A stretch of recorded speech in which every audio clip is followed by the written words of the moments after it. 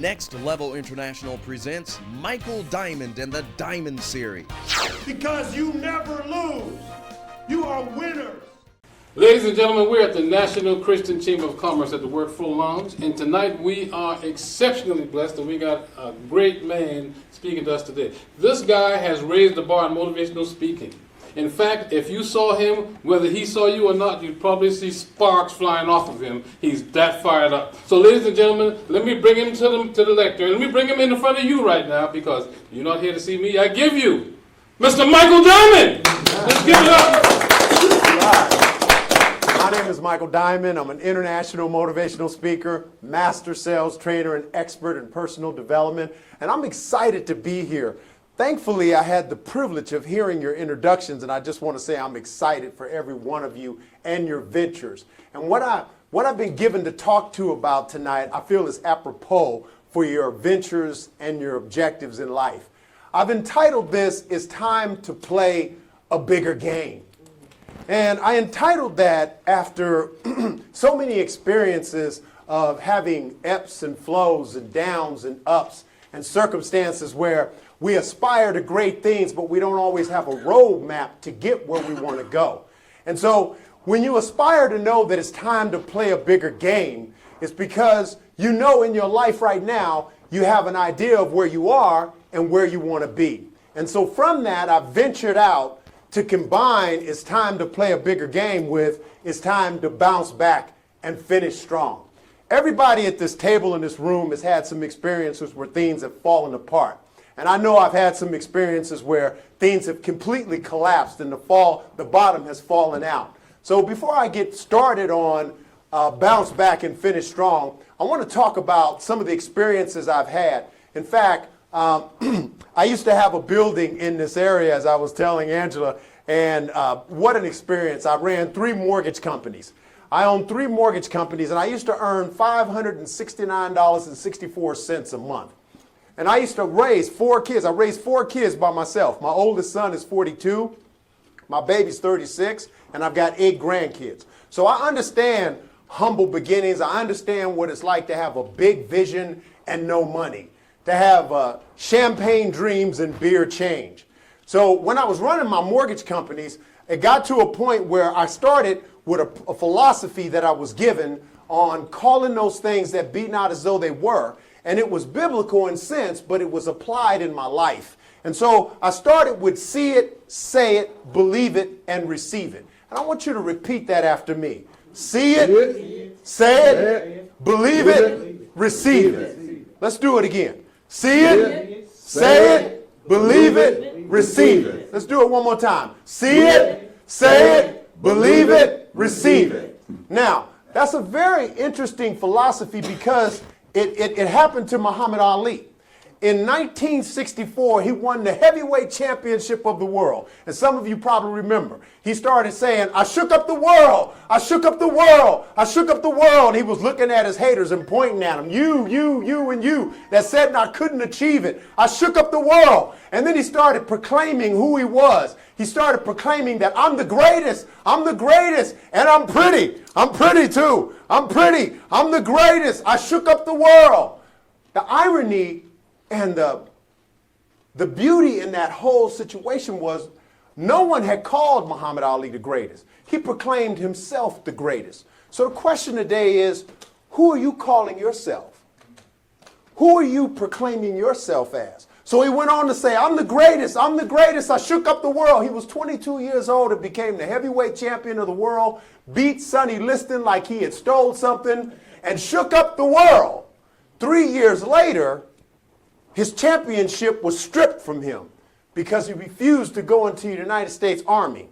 So he was stripped from his title, and at that time he was depressed. Muhammad Ali was depressed, and he started employing this principle that he began. It was noted that he began to tell people that he could see himself getting the championship back. Now his license was suspended for 5 years, so there was no way he could fight. But he was telling everybody that he could see himself being the champion of the heavyweight champion of the world once again. So he started seeing it. And then when he started seeing, he started saying it. Just like the same situation that I want you to employ, Martha Stewart had the same situation. Martha Stewart was reigning across the globe. Martha Stewart was incredibly successful until she was convicted of insider trading. And then she was sentenced to 5 months in prison. She was also fined $195,000, and they fined her for 5 years to step down for a business. And I want you to take a minute and think about your business that you run.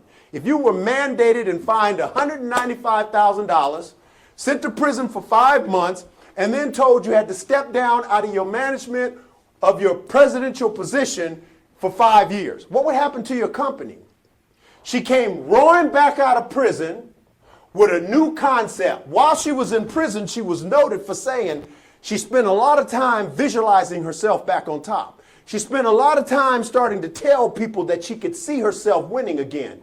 She came out of prison on fire and launched her business. She bounced back and finished strong and came back, and today she owns a mogul worth $300 million. Same scenario with Walt Disney. Walt Disney, it took him 300 tries to get Mickey Mouse approved. 300 tries. He went 300 times trying to get a banker to help him with Walt Disney World. He went 300 times and then finally got banking for Walt Disney for Mickey Mouse. But in that time, he had disgruntled employees. And anybody that runs a business know you're going to have disgruntled employees. But he pressed past it. And he said he pressed past it by feeding his attitude. He said he adopted an attitude that was invincible. And I'm here to share with you that that's part of your success.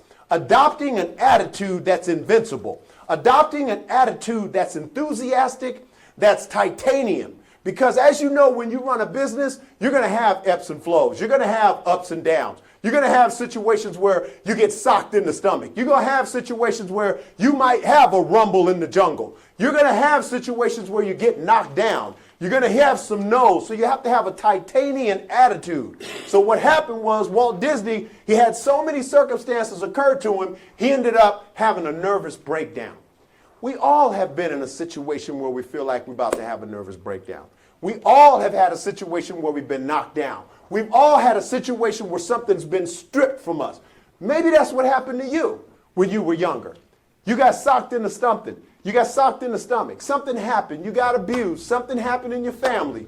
You had financial matters. And those things still carry over with you psychologically. So to bounce back and finish strong, you have to develop a titanium attitude. You have to develop an enthusiastic attitude. People love enthusiastic people. In fact, we've all dealt with people where their attitude is so deflated and so low, we don't even want to call them back. And from personal experience, I've been the #1 top producer in 3 multi-million-dollar corporations, the #1 top producer in 3 multi-billion-dollar corporations. One of the things that aided me in accomplishing that was consistency. Consistency, a positive attitude, a titanium mindset, and always being enthusiastic. One of the things about consistency is the sandpaper that'll sand through any mountain, any obstacle, any circumstance in your life. Consistency and persistency is the sandpaper that'll sand through every no, every rejection, every fall, being consistent and maintaining a positive attitude. So like Muhammad Ali, it was 3 years later that he was stripped of his title. 7 years later, he bounced back and had the fight, the rumble in the jungle, where he fought George Foreman. When he fought George Foreman, he employed what was called the rope-a-dope. Now, we all have to rope-a-dope sometime. Now, the rope-a-dope, when he was on the ropes, if you don't know exactly what the rope-a-dope is when Muhammad Ali said, this guy's too young for me. I know he's going to beat me up, so I'm going to have to play possum for a while and let this kid wear himself out. That's so reflective of life, because sometimes we're competing with younger people. The way my dad raised me was, son, I graduated high school when I was 16. Went to college in City College when I was 16. Went to medical school when I was 18 in the military. Assisted in countless surgical procedures, exploratory laparotomies, hysterectomies, cholecystectomies. My dad always had me with a competitive mindset. He always told me, when you graduate, son, 50,000 other young kids are graduating. When you start a business, 500 other thousand people are starting a business. So what's going to make you stand out above them? What's going to make you shine? You got to have the best attitude. You've got to work harder than anybody else. But the most important thing is you have to have a concrete vision. You have to know what you know what it is specifically that you're looking to accomplish. Most people don't know specifically what it is they want to accomplish. So when you think about specificity, when you think about accomplishing your vision, you've got to narrow it down. You've got to narrow it down to the point to where you fully understand the objective. So back to Muhammad Ali and the rope-a-dope. He's getting a barrage of blows like you might be getting starting your business, your water business. I used to work the water business. I used to do water precipitation tests. I used to treat people's water years ago. And I never forget, I was doing home interviews, and I went to, I was one of the big bosses that earned $75,000 a month asked me, so Michael, what are you going to do if you get in their home? I told him, I'm going to ask the people. He said, wait a minute, we don't want you asking on nobody. And that segues into what I was sharing about specificity. When I did campaign management in California, down in the Oakland area, I used to supervise 100 people. I used to work for Vandy Camp. I used to work for Senator John Kerry of Massachusetts. So many other these politicians that you see today, I used to work for them. And anyway, I learned that if you want a $100,000 income, if you want to earn $100,000 a day, you need a $100,000 a day idea and a $100,000 a day vocabulary. So when you start playing in the big leagues and you start empowering people, you need to work on your vocabulary, work on specificity, and work on clearing your vision. Now, Muhammad Ali released a lot of secrets in his success because not only could he see it, but he was notorious for saying, I'm going to take this monkey out in the 7th.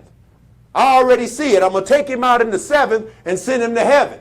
He would always proclaim what he was going to do. So he would see it, say it, believe it, and receive it. And that was his roadmap to fame. He would see it, say it, believe it, and receive it. And that was how he conquered so many. But he was taking a barrage of blows in this fight. And in the 8th round, against all odds, he knocked out George Foreman, which was some 15, 20 years younger than him. Knocked him out in the 8th round and reclaimed his championship for the first time after 7 years. Now, after studying his success, I looked at two prominent things that occurred. The 8th round. The eighth number means a fresh beginning. 8 means new beginning. So all of you at this room, in this table, I truly believe is a fresh beginning for you.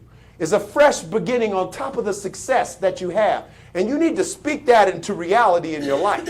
You need to, one of the things about bodybuilding that I found, when I bodybuild, and I bodybuild for a long time before I got hurt in the military, but when I bodybuild, if I'm going to take 200 pounds and lift it 15, 20 times, if I'm going to take 225 pounds and I'm going to bench it 25 times, the first thing I'm going to do in my mind is I'm going to break it down into segments. Oftentimes, success is regulated like eating an elephant. You do it one bite at a time. Sometimes you picture your success so far out there, it can be overwhelming for you, and you never really get off the ground to achieve the success that you want to achieve. So Ali decided, I'm going to beat him up real good in the 1st and the 2nd. I'm going to let him work me over in the 3rd and the 4th. I'm going to beat him up in the 5th. I'm going to let him work me over in the 6th and the 7th. And in the 8th, I'm going to knock him out. So you have to have a strategy to your success.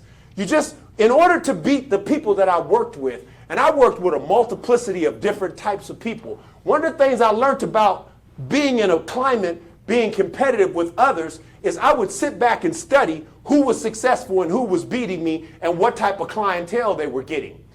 If you pay attention to it, oftentimes minorities only get minority business. Sometimes whites only get white business. And it's difficult to stand back and say, I'm getting Japanese business, I'm getting Korean business, I'm getting Vietnam business, I'm getting white business, and I'm getting black business. And that's what I noticed about my success. I was only getting black clients. That's not enough to win. To win, you have to be appealing to everyone.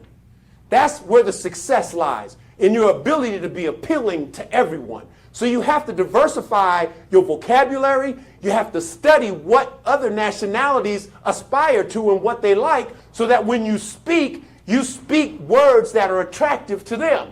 So Muhammad Ali's strategy was to bounce back and finish strong. Somebody say that with me. It's time to bounce back and finish strong. Let's try it again. Bounce back and finish strong. Martha Stewart lost everything. She lost her empire. In fact, it was said that, like Oprah, if Martha Stewart mentioned you in a conversation, millions were coming your way. With Oprah's book program, it was noted that if Oprah had you on her show and you talked about your book, it was sold out before the day was done. So Martha Stewart had that Oprah touch. She lost everything, got a $195,000 fine, stepped down from her company for 5 years, and what did she do? She bounced back and finished strong. What about you? What about you? What is it going to take for you to bounce back and finish strong?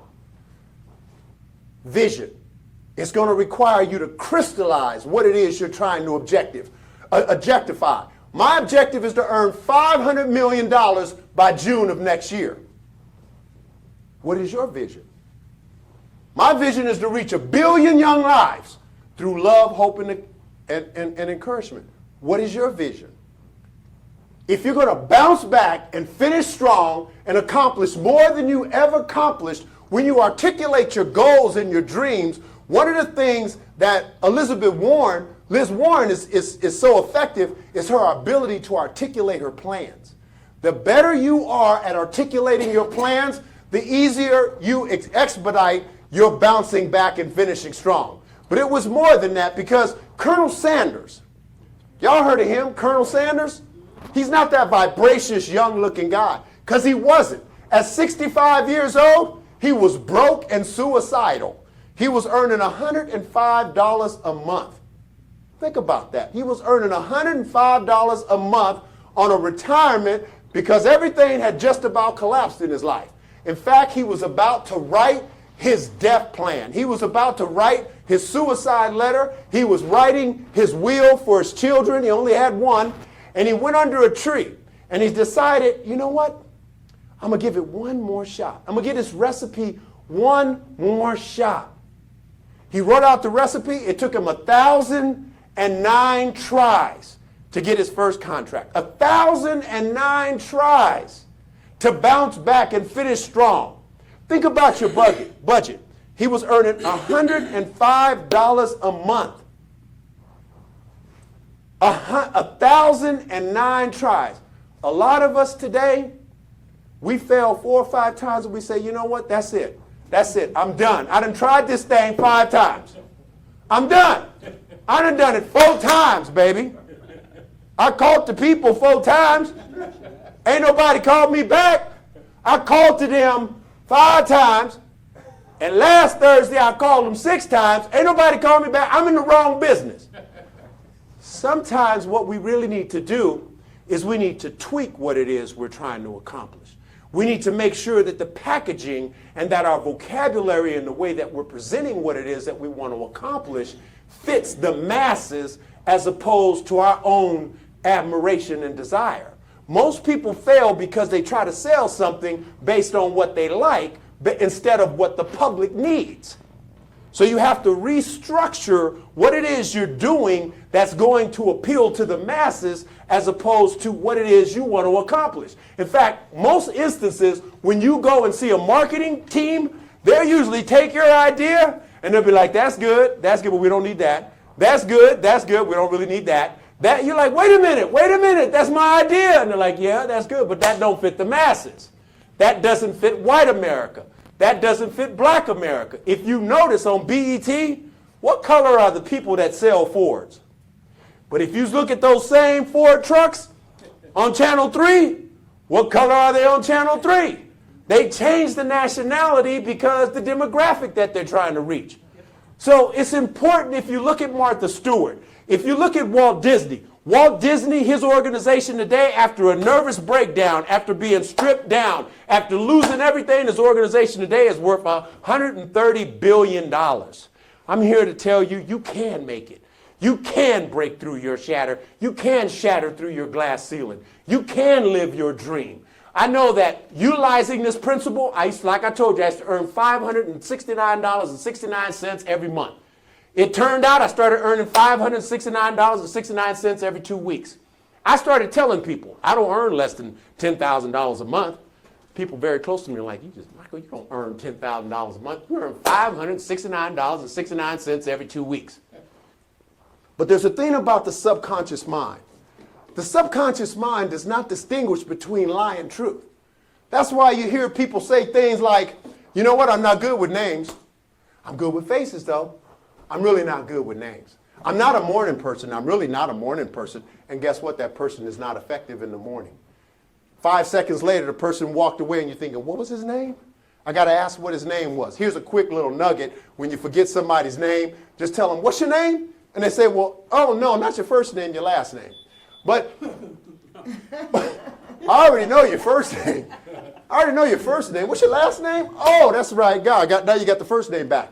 But most people forget the first name because that's their profession. That's their confession about themselves. I have a confession that I wake up each morning full of energy and vitality, anxious to enjoy another day. I wake up each morning full of energy and vitality, anxious to enjoy another day. Another is I'm thinking great thoughts that support great ideas and accomplishing great things. I'm thinking great thoughts that support great ideas and I'm getting great things done. What's imperative in business? I'm speaking the right words at the right time to be effective and super successful. I'm speaking the right words at the right time to be effective and super successful. Say it with me. I'm speaking the right words at the right time to be effective and super successful. On a personal note, I was doing campaign management and I got a phone call. I was managing a whole floor of people. Phone rang. People told me, Michael, you got an emergency phone call. I ran to the phone. I got on the phone. The woman told me, I'm not exactly sure if it's you, but there's a little kid out here and he's bleeding everywhere. A car done ran him over, drug him down the street. And I'm telling you, this kid is bleeding everywhere. And everybody said, it's your child. I said, wait a minute, hold on. I'm like a Kool-Aid dad. She said, I don't care if you're a Kool-Aid dad or not. I'm just trying to tell you there's a kid out here bleeding and you need to get here right away. So I ran back. Before I could leave the building, I got another emergency phone call. Michael, come now, come now. So I ran back to the phone. When I get there, I'm like, yes. They're like, you got to get here. It's my son. He's like, Dad, Michael, he's bleeding. You got to get here, Dad. You got to get here now. So I run out the door. At this time, I'm living in Oakland. I'm from San Francisco. I really don't know that much about Oakland, but I had got a campaign down there in Oakland, and a long story short, I'm coming down the freeway. I don't even know exactly where I'm going, but I'm praying. I'm like, Lord, please don't let my son be a vegetable. Plus I reminded God that this is way back, way back, and this is the first time I think I ever gave $50. And I was like, Lord, remember that $50 I gave? And I'm petitioning the Lord, trust me. By the time I get there, there's cops, fire department, everybody's there, and there's blood all over the floor, but my son is gone. They're like, he went to Children's Hospital. So I'm racing out to Children's Hospital. When I get to Children's Hospital, they got the sheriff's department, they got the police department. Everybody's waiting for me when I get there. When I get there, I'm frantic. And I'm employing this and I don't even realize it. But I'm seeing him healthy and I'm seeing him whole. But at the same time, my mind is being ravished with thoughts of him being a vegetable. My mind is being ravished, almost like your mind might be being ravished about your business. Almost like your mind might be under attack about, can you do this? Are you too old now? Do you have the strength to do this? Maybe your mind might be ravishing that you don't have the resources. I don't have the money that everybody else has. How can I launch this business? So finally my son comes out. My mind is just, they got me sat down. They got a psychiatrist there to meet me. I don't know any of these people. All I want to do is see my boy. He finally comes out. He's got him on a stretcher. It's been an hour and a half, 2 hours. My mind is just wandering like the American flag on a windy day. He finally comes out. They got him in a stretcher. He's bleeding out of his eyes. His face is all burst in. The car came around the corner, hit his skateboard, threw him in the air. He put his hands up. It busted him in the face. He threw his hands back, and it drug him for about 50 feet under the car. His skin was stripped off. His face was stripped up. When he saw him was bleeding out of his eyes, he was crying, and he told me, he said, Dad, do you still love me? I told him, son, I love you. I love you, son, I love you. Turned out through prayer and belief and speaking those things that be not, he didn't have one broken bone. That was all God. He didn't have one broken bone. He didn't have one broken bone. He's healed today, doing fine. Not one broken bone in his body. And he bounced back and finished strong. But what I did was employ what I'm telling you today. I was in a major accident. Before I skip to that one, when I got home that night, after dealing with my son at the hospital for hours, when I got home that night, I picked up the phone to call my office and let them know everything was fine. They told me, did you hear what happened? I said, what happened? Oh, the office shut down today. You're fired. I'm fired? What do you mean I'm fired? That night I started seeing myself, you know what? I didn't really want this job anyway. You know what? I see myself earning more money. But my mind was ravished. I was taking a barrage of blows like you might be taking. All of this reminds me of a story about a guy named Johnny. Johnny was 7 years old. How much time I got? Then I'm going to wrap it up. Okay, Johnny. You need Johnny? 15? Huh? You need 15? I need 15. You got 15. Story about Johnny.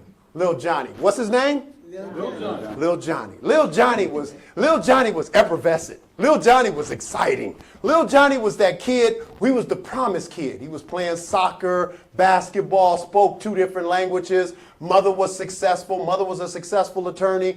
Father was a judge. Very successful family.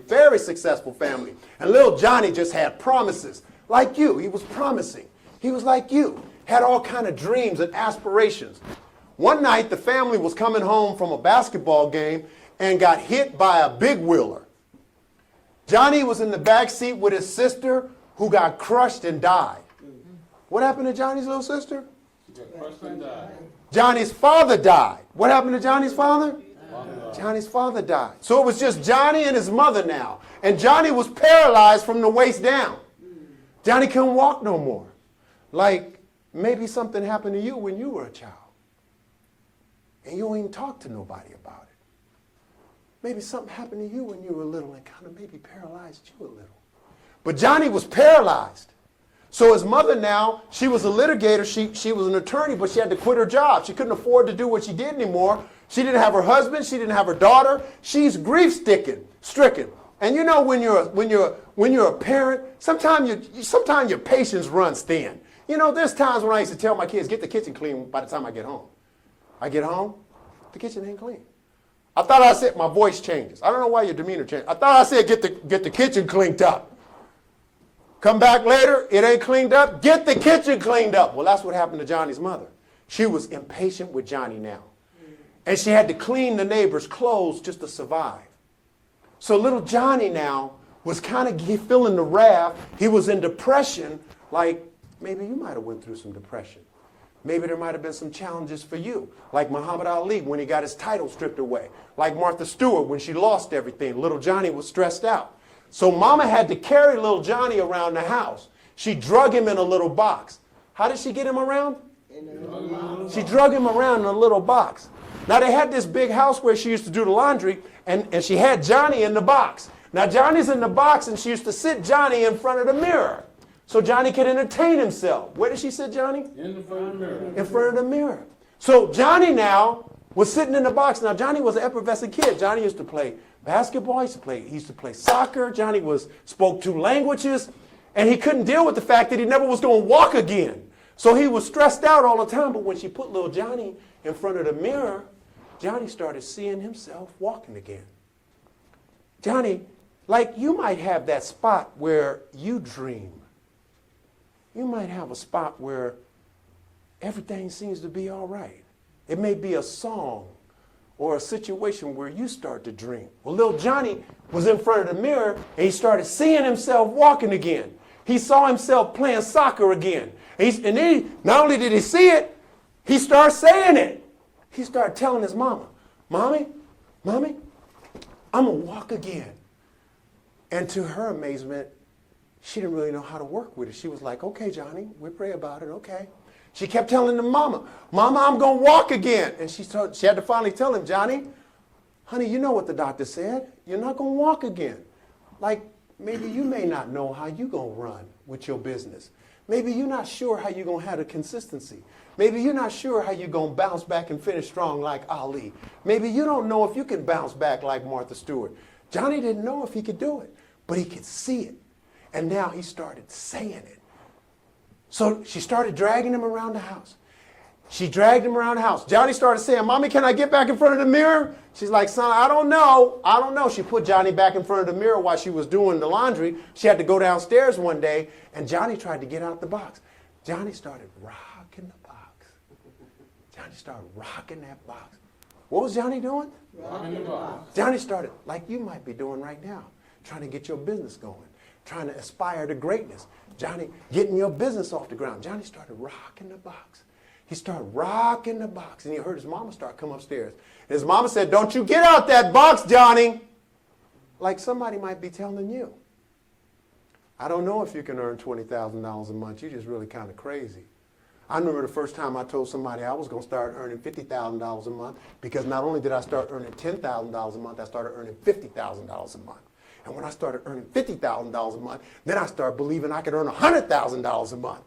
So Mama told him, Johnny, don't you get out that box, Johnny.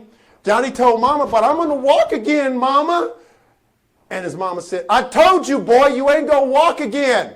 Let's stop it, Johnny, stop it. Like somebody might not be chiming in on your success. What I found the toughest thing with success is sometimes the people you want to chime in, they don't chime in. Sometimes that wife, you're thinking, right. You get that tone like, mm-hmm. And you're like, I need a cheerleader.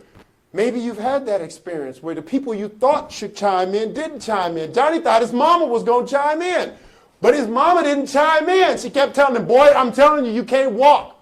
One day, she went back downstairs. Johnny was in the mirror, and he was in the box. What was Johnny doing? Johnny started rocking that box again. He started rocking. Johnny could see himself. Johnny could see himself. He was saying it. I'm going to walk again. He started seeing it and saying it. He was walking the box. He said, if somebody ain't going to encourage me, I'm going to encourage myself. Sometimes you got to encourage yourself. Sometimes you just got to encourage yourself. Sometimes your mama, your sister, your daddy, your cousin may tell you, you ain't going to do that. I had a best friend tell me, I'm telling her I want to earn $500,000. You need to stop talking like that around us. People are going to think you crazy, like the Wright brothers coming around talking about, we're going to fly one day, we're going to fly one day. Now we fly all around the world like it ain't nothing. But Johnny's in the mirror. He's rocking the box. What is Johnny doing? Just like you. Just like you. Just like you. Rocking the box. No more litigating, but you're rocking the box. Rocking the box.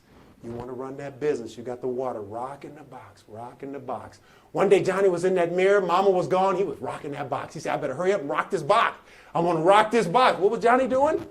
He was rocking that box. He was rocking the box. And his mama ran in there. Johnny fell out the box and started screaming, oh, mama, mama, I'm out the box. She ran in there. She grabbed Johnny and she slapped him in the face. Like, maybe you might have got slapped in the face. Maybe somebody verbally slapped you.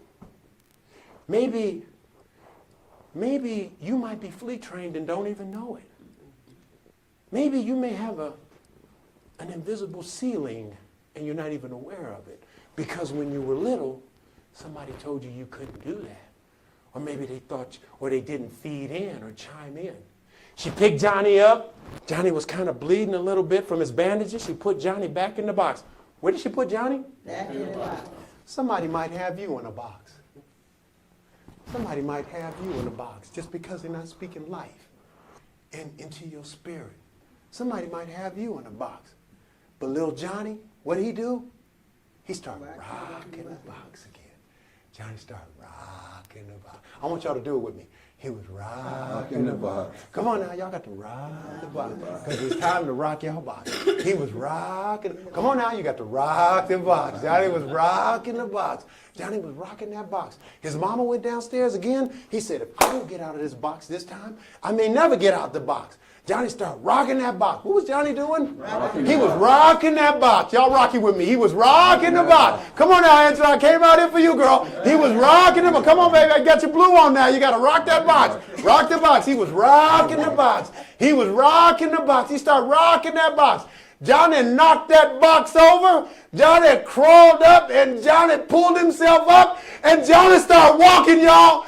Johnny was walking. I'm telling you, you can bounce back and finish strong. Johnny's mama came up them stairs and said, what you doing, boy? Johnny said, I'm walking, mama. I'm walking. He was limping like you might be limping, but he was walking. Johnny was walking. I'm telling you, you can bounce back and finish strong. I'm telling you, you can come back. I'm telling you, you can live your dream. I'm telling you, you can break through your glass ceiling and reach in the lion's mouth and take what belongs to you. I'm telling you, you deserve to be successful. I'm telling you, it's your inheritance. I'm telling you, you're going to rock your box. This year, you're going to bounce back and finish strong. You're going to rock that box. You're going to get out of that box. You're going to start calling those things that be not. You're going to crystallize what it is you want to accomplish. You're going to write it down. You're going to diversify your gift so that you can market them to the world and not to a specific demographic. You're going to fine-tune yourself. You're going to strengthen yourself. You're going to watch your diet. You're going to work out because it's time for you to bounce back and finish strong. It's time for you to rock the box, baby. It's time for you to get out that box. I'm here to tell you that you can make it. I'm here to tell you, you can knock down those obstacles. In spite the fact that nobody may be chiming in and telling you you can do it, you tell yourself you can do it. Johnny got out of that box by utilizing this principle that I'm employing to you today. Johnny started seeing himself walk again. I want you to see yourself with your business. I want you to magnify it 10 times. Employ this principle. Johnny started seeing himself in that mirror.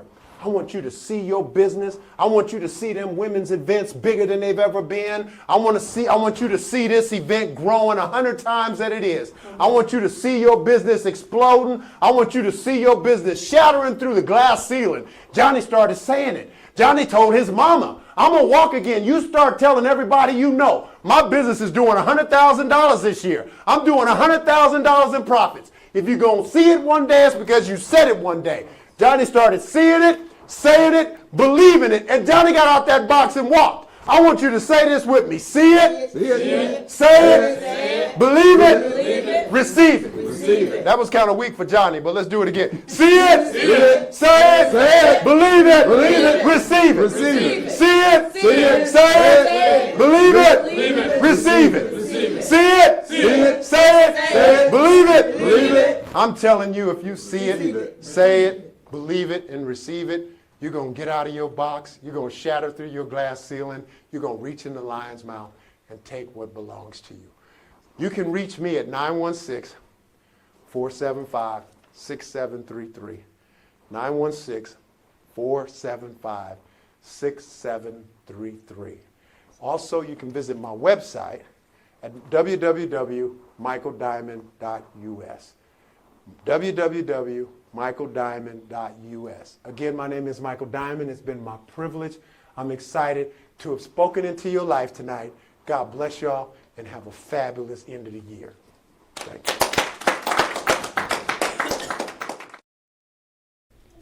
Yes, my name is Jake Weathers. I'm here listening to Michael Diamond. I already listened to him. It was fantastic. I'm in shock right now. What he said, it definitely hit home.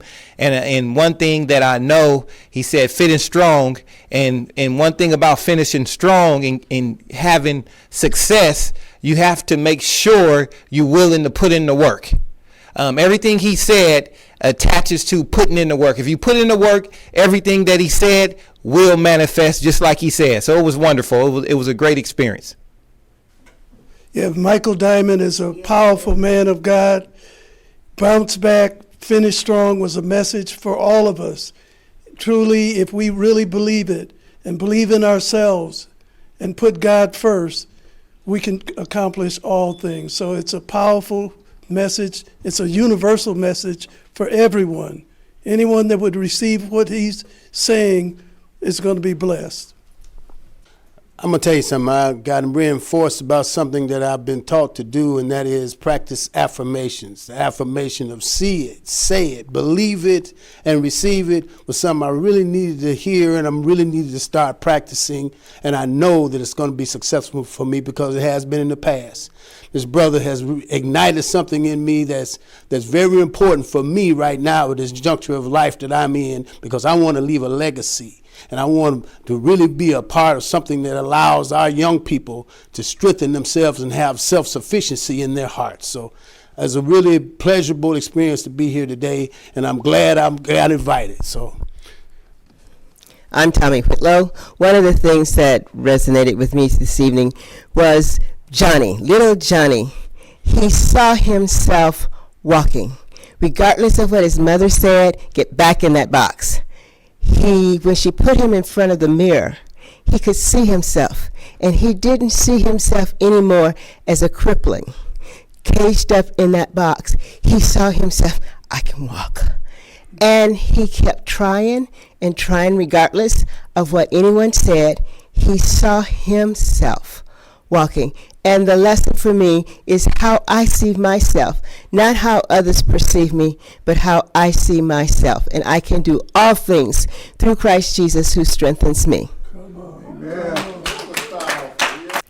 Hi, my name is Angela Moore, and I have enjoyed this presentation from Michael Diamond tremendously. I'm a firm believer in asking and receiving, believing and saying what I need in order to make things happen. I run my businesses that way. I run my life that way.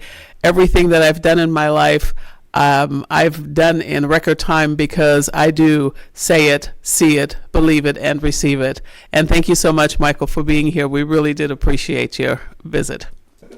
And you can have a presentation, right? And you can have a performance, right? And you can also have an experience. What Michael Diamond did here tonight was an experience, and it's too bad that you weren't here to see it. Because he used words, and we know how great words are, but words are only 7% of the communication. The rest of it was awesome. He got all up in your spirit. He could, like, in your bones, where you could feel Michael Diamond saying what he was saying, doing what he was doing. And as he was sharing, I was experiencing what he was saying, just like everybody in the room. So Michael Diamond, hats off to you, brother. Those diamond drops must have hit the floor hard because they were heavy.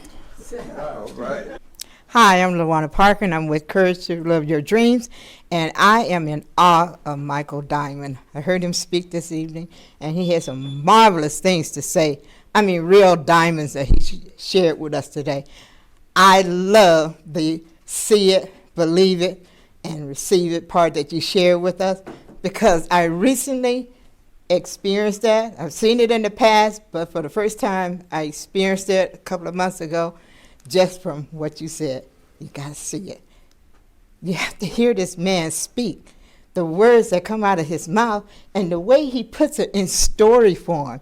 You can't miss the message that he is sharing with you. I love the story of Johnny, because Johnny had a vision of himself and what he could do. And he didn't let what the doctor said and what his mother says stop him. And in the end, he bounced back and finished strong. So I am LaWanna Parker with Courage to Live Your Dream. Thank you, Michael. Thank you for watching another edition of the Diamond Series. If you want more information on product offers or want to know when Michael's going to be in your area, just call the number on your screen or write to us. And let Michael Diamond take you to the next level. I think that he is really out there to help a lot of the people, and they really want what he has to give them. In fact, I'm encouraging all my suppliers to use Michael Diamond. And the reason being is because I'm hoping that he can do for them what he did for my organization.